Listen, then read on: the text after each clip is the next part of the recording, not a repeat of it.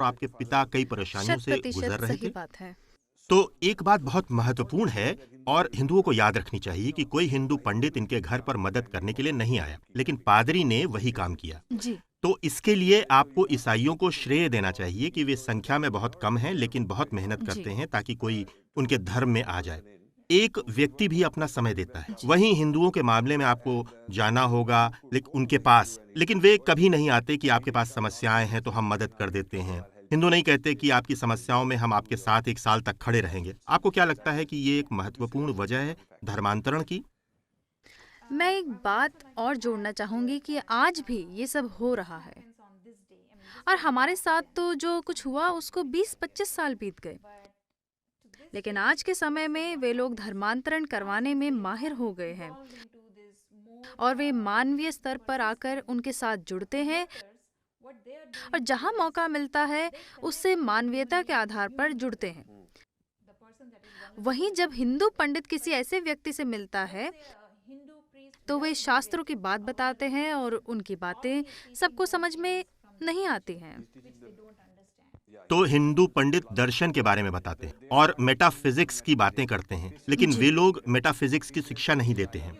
वे सीधा कहते हैं कि हम आपसे प्रेम करते हैं और जीसस आपसे प्रेम करते हैं और आपको चिंता करने की जरूरत नहीं है। मैं आप लोगों के साथ हूं और एक भावनात्मक जुड़ाव हो जाता, मनोवैज्ञानिक रूप से इंसान को अपने से जोड़ लेता है। वे कहते हैं कि आप सुरक्षित हैं और मैं आपके साथ हूं। इसके अलावा अगर आपको कोई शारीरिक समस्या है तो भी वे उसका हल बताते हैं। हम्म, जैसे कि आपको पैसे दे देते हैं या फिर कहते हैं कि चलिए हम आपको डॉक्टर के पास ले चलते हम्म। हैं। ये हमारे पास बहुत मसाज सहायता का करते तेल हैं। है। हाँ, तो वे उनका आपकी एक मदद एजेंडा करते होता हैं, है बहुत ही लेकिन सहायक बहुत होते हैं सहायता आपके करते लिए। हैं। तो ये बातें वास्तव में समझने की हैं। क्या आपके माता-पिता साथ में धर्मांतरित हुए? जी, आपकी माँ को भी ईसाई धर्म में रुचि थी या फिर उन्होंने इसका विरोध किया? नहीं, उन्होंने विरोध नहीं किया क्योंकि हमें उस तरह से तैयार कर दिया गया था। ये बहुत ही चमत्कारी रूप से हुआ था और हम पीछे नहीं देख सकते ठीक थे। है।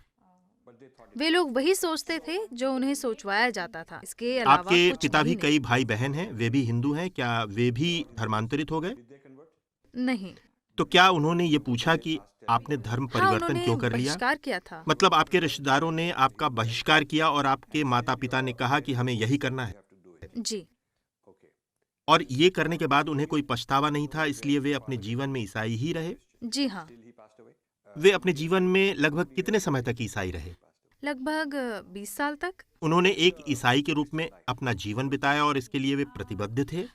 बात और है कि जब भी वे पीछे मुड़कर देखते थे तो उन्हें संदेह में पड़ जाते। वे संदेहवादी थे। जो कुछ पूर्वजों ने उन्हें सिखाया था और जो पुरानी मान्यता थी और नई आस्था के बीच में वो फंस जाते। क्या वे लोगों के सामने कहते थे कि मैं हिंदू भी हूँ? नहीं। क्योंकि बहुत सारे लोग होते हैं जो कहते हैं कि हम हिंदू भी हैं, हम ईसाई भी हैं, ये सब एक जैसा ही है। तो वे पूरी तरह से ईसाई थे और चर्च जाते थे और जी। गले में क्रॉस पहनते थे जैसे ईसाई लोग नहीं, नहीं, पहनते नहीं, हैं। नहीं, उस तरह के ईसाई नहीं थे वो। हुँ, हमारे माता-पिता उस तरह के नहीं थे और हुँ। वे दर्शन पर विश्वास रखते थे। वे हमेशा शाकाहारी रहे और मेरे भाई-बहन सब कोई आज भी शाकाहारी हैं। आप कह सकते हैं कि वे ब्राह्मण ईसाई थे। वे कहते थे कि अगर कोई मांस खाता है तो वो बस अपने शरीर से दिखावा करने की कोशिश कर रहा है। मैं तो अपनी आस्था से ईसाई हूँ, लेकिन मेरी जीवन शैली अब भी ब्राह्मण की है और उस तरह से मैं अब भी ब्राह्मण जैसा हूँ।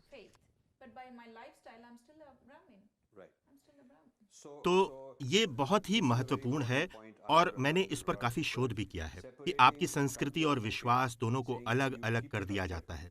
कहते हैं कि आप अपनी संस्कृति को उसी तरह रखिए, लेकिन आस्था बदल लीजिए। ये भी उनकी एक रणनीति है जो कि उन्होंने विकसित की। इसलिए बहुत सारे लोग कहते हैं कि वे हिंदू ईसाई हैं या फिर संस्कृति से तेलुगु हैं लेकिन आस्था ईसाई धर्म में है। इस तरह से अब ये एक कारोबार बन गया है, लेकिन ये ठीक नहीं। तो क्या आपके पिता चर्च जाने वाले ईसाई थे? हाँ, वे चर्च जाते थे, बाइबल भी पढ़ते थे। अच्छा, तो वे बाइबल पढ़ते थे और ईसाई धर्म को मानते थे। तो वास्तव में वे ईसाई धर्म में आ गए थे और उनके भाई-बहन जो कि परंपरागत रूप से हिंदू थे, वे आपके पिता का बहिष्कार करते थे और उनसे ज़्यादा लेना-देना नहीं था? जी। ठीक है, ये बहुत ही दिलचस्प बात है। तो आपने अपना धर्म परिवर्तन क्यों नहीं किया? नहीं, हमारे पिता ने हमारा पालन-पोषण बहुत ही उदारवादी तरीके से किया और वैसे ही शिक्षा दी। बहुत ही स्वतंत्र माहौल था। तो उन्होंने ये बात हम लोगों पर छोड़ दी थी कि अगर हमें लगता है कि परिवर्तन करना चाहिए, तो कर सकते हैं, वरना इसके लिए कोई दबाव नहीं था। तो आपको इसमें कुछ समय लगा?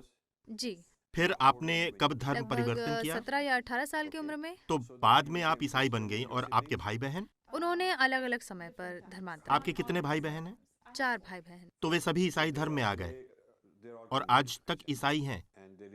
उन्होंने दोबारा अपना धर्म नहीं बदला? हमने अपने एक भाई को खो दिया जब वह 22 साल का था और वो भी ईसाई था।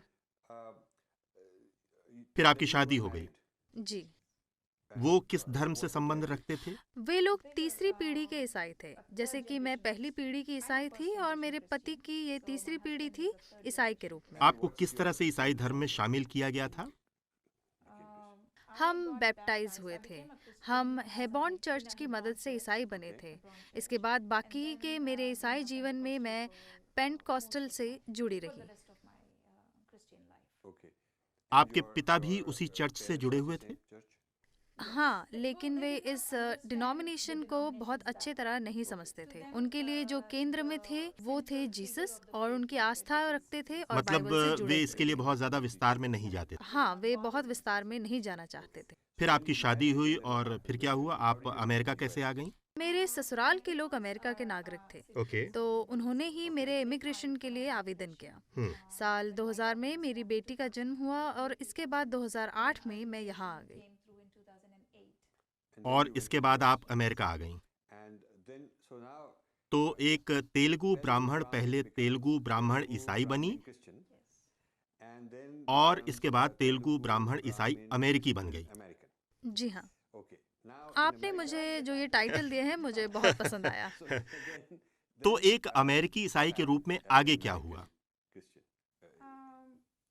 मुझे शिक्षा बहुत पसंद थी और अमेरिका आने से पहले 10